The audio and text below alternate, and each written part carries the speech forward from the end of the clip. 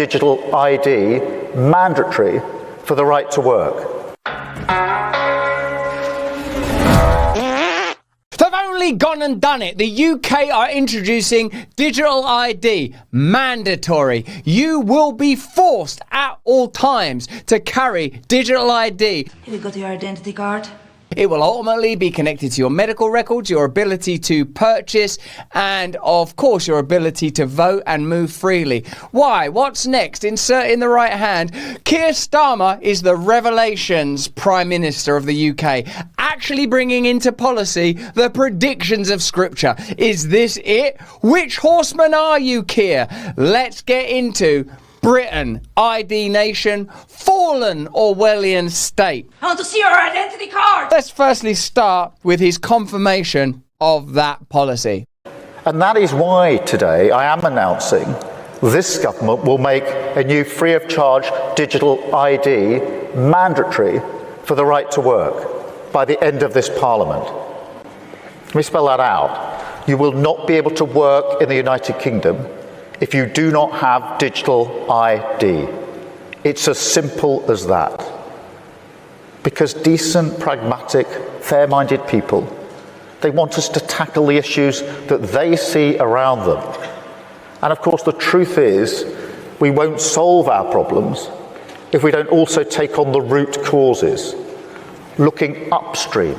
He seems pretty confident, authoritarian, almost dictatorial, so he must have a powerful mandate for these policies, right? No, he's the least popular Prime Minister that we've ever had. And by God, we've had some real humdingers. A glance through the annals, I said annals, reveals some of the most ludicrous, outrageous and inept nitwits that history could ever cough up. They've come straight out of Eton and all the way to Westminster. They've been through Oxbridge and they've landed in the driving seat of your little life, and here at the pinnacle and the apex we see him now, King of Kings, Ozymandias, Keir Starmer, looming over you in the dead of night. And if you want to work, if you're serious about working, you bloody well will get a mandatory but free. You don't see put in free at some point. Free of charge. Like it was like a gift in a pack of Frosties. ID card. That's what you are being offered. He said previously that it's a bad idea, but now it's a good idea. That's fascinating. Tony Blair, digital ID is the disruption the UK desperately needs. Imagine your health information was all in one place, easy with your permission for anyone anywhere in the health service to see.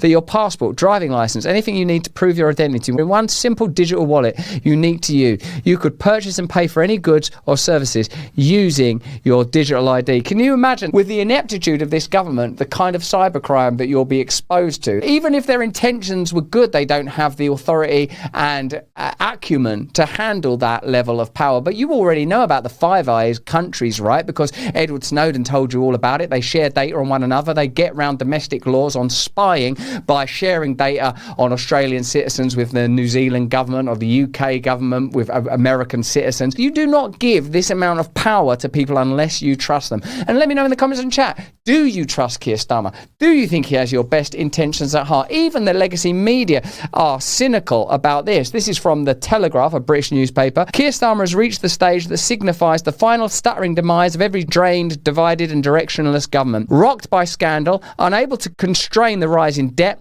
and desperate to change the subject, he's hit on that perennial answer in search of a problem: mandatory ID cards. ID cards are always sold as the answer to whatever is bothering voters at that moment. That is what happens. Are you worried about COVID? Have an ID card. Are you worried about AIDS? Have an ID card. Are you worried about migrants? Have an ID card.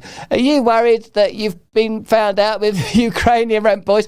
Don't have an ID card. That's not my ID. I don't know where they came from. Now it happens to be illegal immigration. In reality, of course, the solution to illegal immigration is to stop people entering the country improperly rather than to tighten controls on the entire problem. ID cards have done nothing to solve the problem on the continent. The arguments in favour of the plan have swithered around a bit over the last 30 years, but that can't be said to have advanced. Blair is making exactly the same case he was making when he left office in 2007. The arguments against, though, have become vastly more potent as technology has put previously unimaginable powers into the hands of state officials. This is no longer an abstract danger. We can see how those powers are abused overseas. At the beginning of the pandemic era, what we felt was that countries like yours and mine were distinct and significantly different from the China of the Chinese Communist Party, that British people and American people wouldn't sit obediently and compliantly in their homes, wouldn't wear masks, wouldn't take vaccines unless there was clear, demonstrable data that they were reliable. Now, at the beginning of the pandemic, there was this sort of flow, this outpouring of well-being and kind of a sense of unity, cohesion and togetherness, which quickly collapsed and faded when people, to some degree or another, realised they were being lied to and exploited. Let's have a look at how the UK plan to use digital ID systems that appear already to be operating in China. China has steadily made its cards more powerful, beginning with laminated cards in the 80s, and they became fully digital this year. At every stage, the changes were presented as measures against identity theft and money laundering. Good for convenience and safety, of course. China Daily, the English language newspaper published by the Central Propaganda Department. At least in China, they call it the Central Propaganda Department. In Britain, they call it things like the BBC. In your country, they call it things like MSNBC. Sometimes they actually don't know that they're doing propaganda. Forgive them. They know not what they do. People go to work, they hang up their coats, they take out their laptops. They think they're doing good and earnest work. We're helping people. We're telling the truth. They get in line for their coffee. They sit there so sincerely. They think they understand so clearly. They think they love the life and the world so dearly. They don't know they're working for the British version of propaganda. At The Guardian, they don't realise that they are paid and corralled trolls, bolted to their desk, bolted to their ideals. It's extraordinary. It's a system that you have to marvel at, except for its malfeasance, where you're not able to see its black-lipped evil, its blue-spittled necromancy. You would have to applaud them for their ingenuity. What makes Balance of Nature unique? Their supplements are the result of years of research and are manufactured under current good manufacturing practices with regular third-party lab testing. They never add sugar or anything artificial. Any sugars occur naturally. Balance of Nature delivers the phytonutrients that naturally occur in 47 whole fruits, vegetables, spices and fibres. Their fruits and veggie supplements include 31 colourful ingredients like mango, pineapple, wild blueberries, spinach, kale and broccoli. Their fibre and spice blend features 4 whole fibres, psyllium husk, flaxseed, whole apple and monk fruit, plus 12 aromatic spices such as cinnamon, turmeric and cardamom. More than 90% of Americans don't get enough dietary fibre. Their stools are thin or watery. Balance of Nature makes it easy. No bags, no mess, just clean quality ingredients with a long shelf life. Take them with water, chew them or mix them in a food or drink. Sign up with the code Russell, that's 2 S's and L's. Go to balanceofnature.com, sign up as a new preferred customer with the code Russell and you'll get 35% off your first order plus a free fibre and spice supplement. Hurry! The Central Propaganda Department reassured its readers in 2013 that the biometric data embedded in the cards would reduce potential crimes involving identity fraud. In fact, the cards were becoming essential for an increasing number of everyday activities.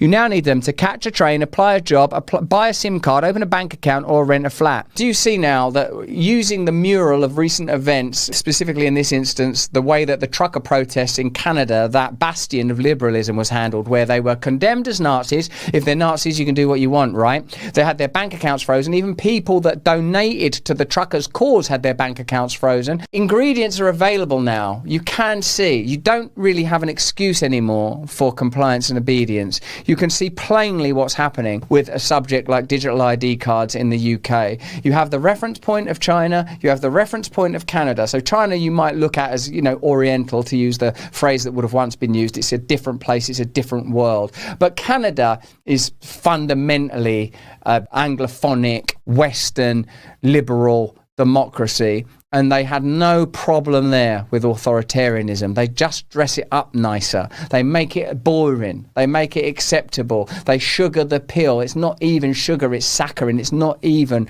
a real stimulant. This puts vast powers of surveillance and control in the hands of state officials. ID cards combined with advanced geolocation and face recognition technology have come to underpin what the Chinese call the social credit system. That means you're given credit for your behaviour and for your conduct. Remember that vast surveillance networks were put in place some time ago, for crime, because they taught you to hate migrants or youths or young black kids or young Muslim kids or young white kids, whatever kids they, convenient, the ones that will stimulate you into a place of hate so they can then offer you a solution. Why don't we have cameras absolutely everywhere? Okay, then, if that's going to protect us and keep us safe. Now those cameras mean that you're continually observed, and that part's already in place. Now we've been trained to carry phones and stare at screens. Now we're being trained to accept the idea of digital ID. But the truth of the matter is, to pivot slightly, that the UK is a place that's full of unrest, a kind of burgeoning rage that can only be correctly directed, if you ask me, and let me know what you think about this in the comments and chat, through an ideology transcendent of the kind of materialism of our time. I mean specifically Christianity. And one of the things that made that march in the UK, that maybe 3 million people attended or 100,000, depends what newspaper you read or don't read, one of the things that was very positive, because we had our reporter, our man Joe, on the ground there, was that people were carrying crucifixes. People were speaking the name of Jesus Christ. Just the name itself is a rebuke and repudiation to the demonic forces that are seizing control through human institutions, and through measures like digital ID will implement that further. It's in the Bible. This is what they do. They seize control of our operating systems and then they use it to implement evil and total control. Here's Keir Starmer saying that the United Kingdom marches sent shivers through the spines of many communities. I wonder what he meant by that. Of course, what he'll say is that it was a threat to non-white people. But we had people there, and those folks are not racist. That march that we had here 2 weeks ago in London, in Whitehall, that sent shivers through the spines of many of our communities well away from London, not just those in the immediate vicinity. So there's a battle for the soul of this country now as to what sort of country do we want to be, because there is a battle for the soul of the country. That is true. Inadvertently, Keir Starmer has described the exact dynamic, but while doing it, he's been careful to demonise a significant portion of the population that are clearly concerned about migration and the nation's identity. And they're right to be. If you to ask me, and I suppose you are because you're watching this, I would say that all of our shared focus should be on centralised power within government and corporate power that goes beyond national government.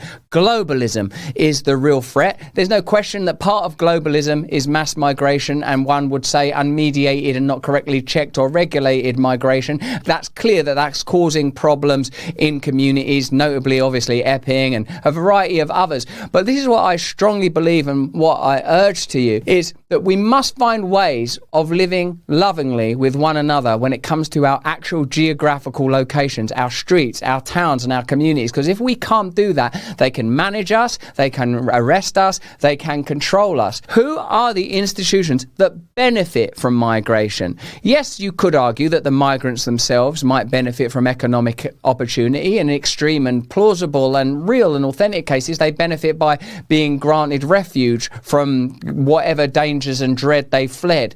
That's important, that's not nothing. But more important is, how is migration used? Look, in the ID card instance, you have a very deliberate, clear, tangible example. The issue of migration is being used to legitimise ID cards. One, it is being used to fuel discontent between ordinary working people that might otherwise have affinity and even affiliation with one another. Three, it's creating suspicion and cynicism and doubt among people when they're walking and working and living in the United Kingdom. Concerns about housing and doctor's appointments and very real, significant and important issues are all being located on the issue of migration. We have to start thinking several moves ahead. If we focus entirely on migration and the issue of migration, what are they going to do? Well, maybe they'll say we're controlling migration now. Maybe they'll introduce digital ID cards. I want you to imagine, just as a thought experiment for a moment, that every single migrant in the UK or the USA was instantly removed right now. Who's in power now in this new cleansed and perfect land of yours? Who's in power now?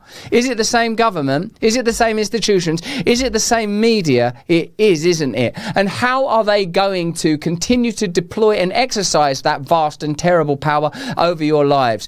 What do you think will meaningfully and really change? I'm not arguing about the particulars of the subject of migration and the concerns that people have. I'm saying that it's very, very important that we don't tumble into a trap of myopically focusing on a single issue, but instead focus on what that issue might represent, and how, like when I spoke to Tommy Robinson, for example, he said that the media portray the subject of migration in a particular way and the government benefit from migration in a particular way. Media, government. So who's the real baddies and where should our attention be? I really believe in all of you that are dedicated to patriotism, because I recognise what's behind the idea, a kind of control, a kind of delicious nostalgia, a kind of righteousness, a kind of reverence for ancestors and a hope for the future. My only prayer is that we incorporate into this idea the true power of permanent government beyond national government and within it, the true power of media, the entire spectrum of national and international media, its ability to influence and control conversations and therefore policy and therefore events, and indeed beyond even that, sets of institutional power that have to be seen as global. Somehow we have to hold all this in our hearts and minds, and we can't do that without Christ, or, I only know that path, so I can only advocate for the path that I've been shown.